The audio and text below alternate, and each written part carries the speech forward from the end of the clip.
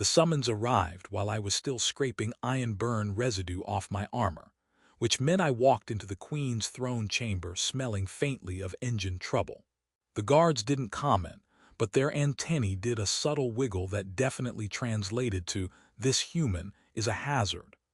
I bowed anyway, hoping the gesture looked respectful instead of like I was trying not to fall over after skipping breakfast again. The Queen watched me with eyes that shimmered like compressed starlight, the kind that made you question whether she could read your thoughts or just your browser history.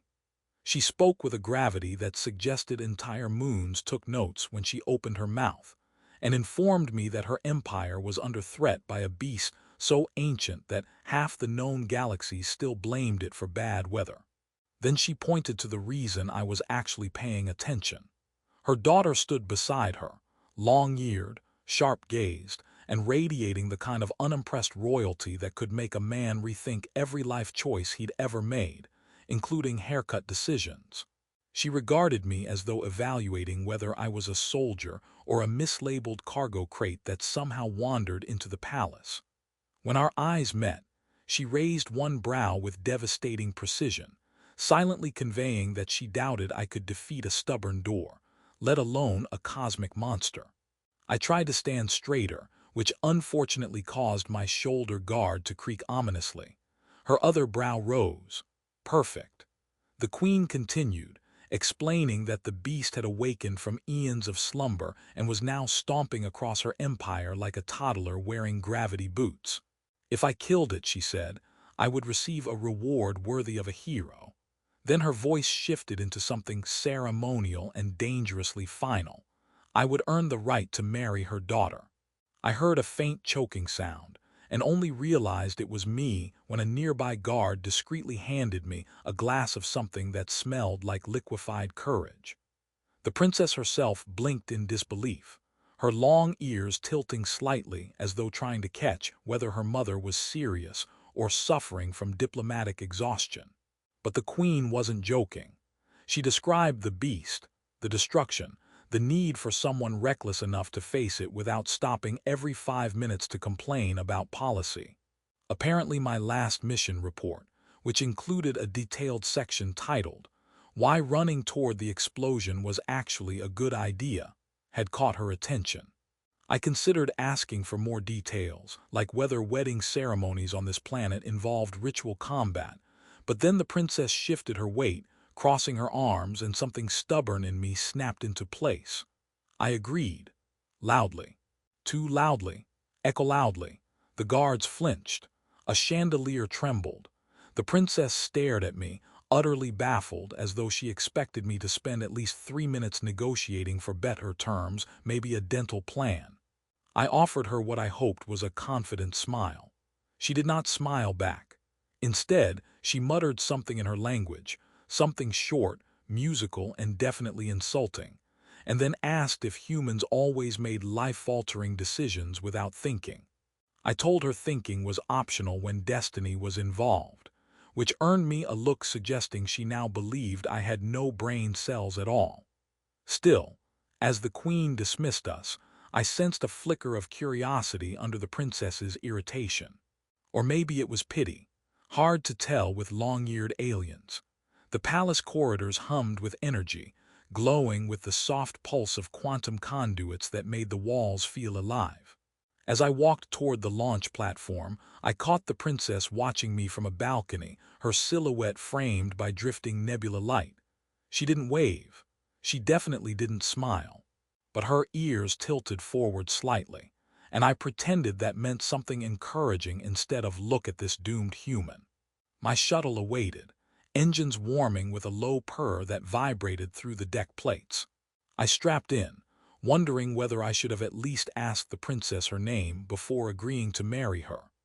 The pilot wished me luck in a tone that suggested I would need more than luck, and perhaps an entire backup human.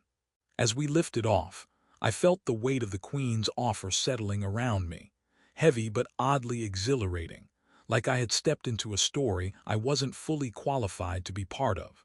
Still, somewhere between the palace and the stars beyond, the absurdity gave way to determination. A beast threatened an empire. A princess doubted me.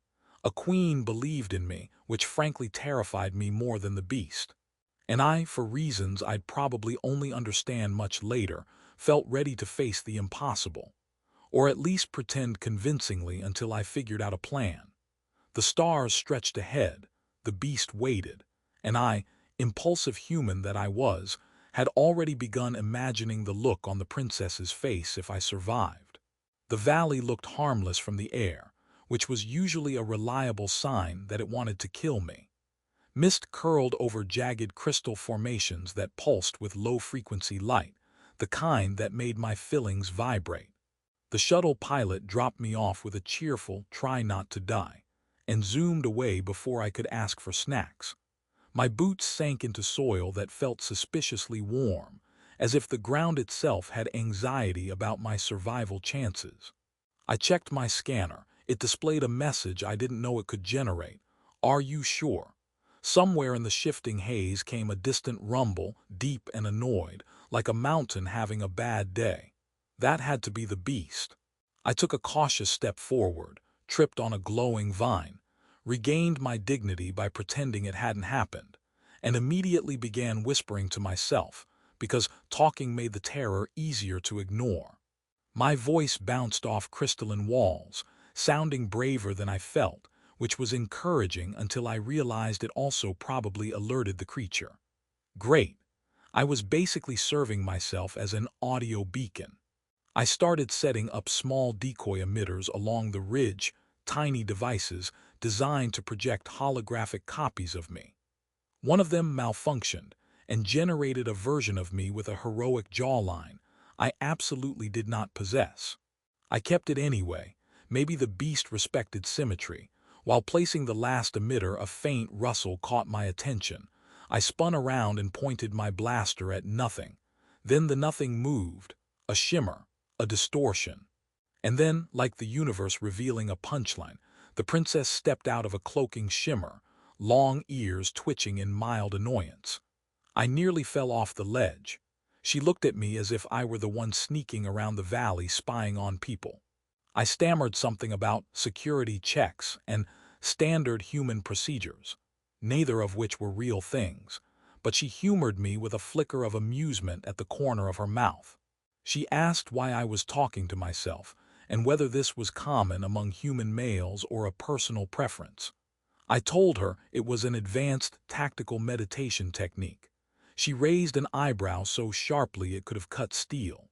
She moved with elegant silence, her boots not disturbing even a grain of glowing dust. I tried to imitate her, and immediately stepped on a squeaky mineral patch that let out a sound like a disappointed rubber duck. She sighed. Not dramatically, just enough to communicate that she questioned her mother's choices, the beast's patience, and my existence in equal measure. Still, she didn't leave. If anything, she followed me with a measured curiosity, watching how I examined the terrain, tested sound echoes, and scanned for patterns in the vibrations. When the next quake hit, I braced myself against a boulder while she balanced effortlessly on a narrow ledge like she'd grown up breakdancing on cliffs. A shadow passed overhead, a massive shape moving between clouds of mist. My heart did something unpleasant and acrobatic. She saw it too, her ears angling forward in focused alertness. Her voice softened, telling me the beast wasn't just destructive. It was ancient, confused, and in pain from waking after millennia. Something in her tone hinted she didn't want it killed. I didn't say I felt the same, but maybe she sensed it. The ground shook again. A roar rolled through the valley, vibrating through stone, armor, and ribcage alike. She grabbed my arm to steady herself. Her touch was warm, steady, surprising. She pulled away quickly, but the brief moment lingered between us like a secret. I tried to say something heroic, but what came out was, "Well, that's large." She snorted in a very unprincess-like way, which would have been charming if it hadn't been immediately followed by another thunderous roar. We found shelter in a hollow carved into a crystal wall. The air shimmered with trapped luminescence, giving the space a surreal glow. She watched me work as I analyzed seismic readings, my fingers dancing over the holographic interface. I made a joke about wishing the beast had an instruction manual. She surprised me by laughing, quick, soft, and real. She confessed that she followed me partly out of doubt, partly out of curiosity, and partly, she admitted, because she wanted to see if humans truly were as reckless as legends claimed. I told her we were worse. Night settled across the valley in waves of bioluminescent light. The beast's shadow loomed far away, pacing, restless. She studied it with a gaze full of conflicting emotions: fear, awe, empathy. I studied her, wondering how someone who doubted me so thoroughly could make me want to prove myself so badly. When she finally spoke, it was barely above a whisper. She hoped I would survive. The admission startled us both. Somewhere in the darkness, the beast roared again, closer this time. The ground trembled. She and I exchanged a single glance that said everything: fear, determination, ridiculous faith in each other, and stepped out into the glowing night, ready for whatever waited. The beast emerged from the mist like a mountain deciding it had legs, each step sending ripples through the crystal floor that made my knees argue for retirement. Its eyes glowed with a deep, ancient exhaustion, and for a moment I wondered if anyone had ever tried just apologizing to it for waking it up. The princess stood beside me, her long ears angled forward, her calm expression doing absolutely nothing to steady the nervous sweating of every organ I possessed. She whispered that this was the closest anyone had ever gotten to the beast without being immediately squished, which she intended as encouragement but landed more like a weather alert. Still, something in her voice pushed me forward. I raised the modified plasma mining device I'd cobbled together from spare parts, questionable engineering instincts, and at least 3 prayers. The beast looked at me with the resigned patience of a creature who'd seen countless civilizations rise, fall, and make very poor tactical decisions. I pointed the device at the ground and fired. The beam carved into the crystalline floor, releasing an explosion of glowing shards that cascaded like a wave of living light. The beast stumbled, startled rather than hurt. Good. I didn't want to kill it. I wanted to confuse it, redirect it, maybe gently inconvenience it into leaving the valley forever. The princess watched with a kind of horrified fascination as I sprinted in circles, shouting at the creature, luring it toward the traps I'd set earlier. The decoys activated, scattering holograms of me across the valley, some accurate, some distressingly handsome.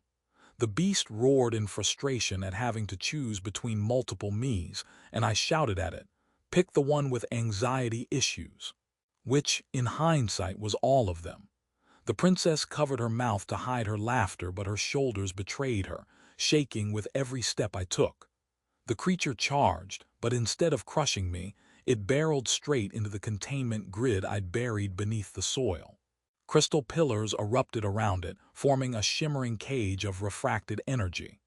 The beast thrashed, enraged at first, then bewildered, then almost peaceful as the grid resonated with its frequency, soothing its agitation. The princess approached slowly, her voice lowering into a melodic pattern that seemed to calm the creature further. She explained that her people once had a bond with this species, long forgotten but not entirely lost. Together, we watched as the beast settled, its hulking form sinking into a tranquil stillness. Victory, but not the kind the queen had demanded. When we returned to the palace, the queen was waiting with an expression that suggested she was preparing either a celebration or a public scolding. Possibly both. Her eyes narrowed when she realized the beast still lived, but widened when she saw the princess standing close enough to me that our shoulders brushed. The queen asked why her orders had been ignored, and I told her the creature wasn't an enemy, just ancient, frightened, and very much in need of a nap.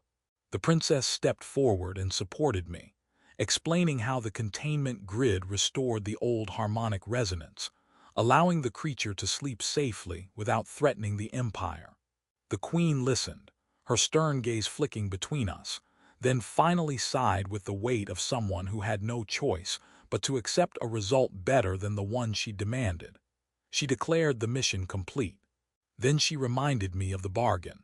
The princess opened her mouth to protest, But I spoke first, telling the queen that I wouldn't claim anyone as a reward. If her daughter chose me, that choice had to be hers alone. Silence filled the throne room, punctuated only by the princess whispering something under her breath that sounded suspiciously like approval. The queen considered this, her expression softening in a way I didn't know was possible for her. She turned to her daughter and asked if she wished to choose. The princess stepped toward me, her long ears lowering in a rare moment of vulnerability, and said that while she still believed I was reckless, infuriating, and deeply confusing, she also believed I had earned the right to stay by her side, if I wished. I told her I did, maybe more than anything I'd ever wanted.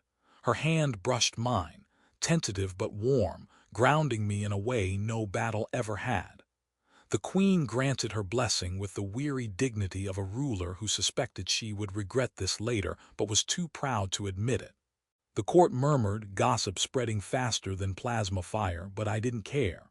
For the first time I felt something shift inside me, courage shaped by purpose, recklessness tempered by understanding, a path chosen instead of stumbled into. Later, as the two of us stood on the balcony overlooking the nebula-lit horizon, the princess asked what would have happened if the beast had eaten me.